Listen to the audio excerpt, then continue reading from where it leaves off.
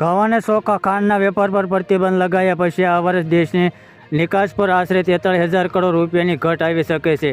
લાલસાગર માર્ગ ઉમલાણથી બાસમતી ચોખાની નિકાસ પર અસર પડી શકે છે. દુનિયામાં ઘઉં અને ચોખા અને ખાંડના બીજા સૌથી મોટા ઉત્પાદન તરીકે ભારતને વધતી ઘરેલું કિંમતો પર લગામ કસવા માટે આ વસ્તુઓની નિકાસ પર પ્રતિબંધ લાદી લીધો છે.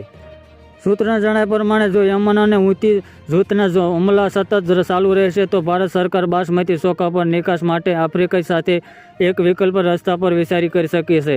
જોકે આમ કિંમતો પર 15થી 20% સુધીનો વધારો થઈ શકે છે. વિકલ્પ માર્ગ ભારતને ઈસબન અને યુરોપને લાંબી નિકાસને અસર થઈ શકે છે.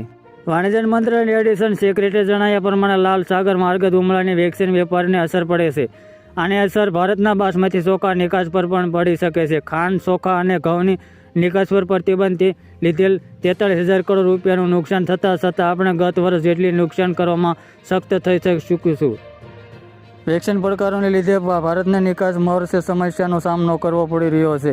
છતાં આશા છે કે અન્ય ખેતી આધારિત વસ્તુઓના નિકાસ પર વૃદ્ધિ આ વર્ષ નિકાસ નુકસાનની ભરપાઈ થઈ છે.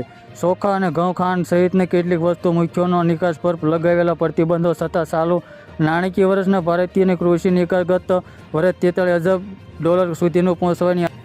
સરકાર કેળા અને બરસ્ટર અનાજ ઉત્પાદનો નવા વેક્સિન ગતનો વર નિકાસનો પ્રોત્સાહન આપી રહી છે. આગામી 3 વર્ષમાં કેળાની નિકાસ 1 અબજ ડોલર સુધી પહોંચવાની સંભાવના છે.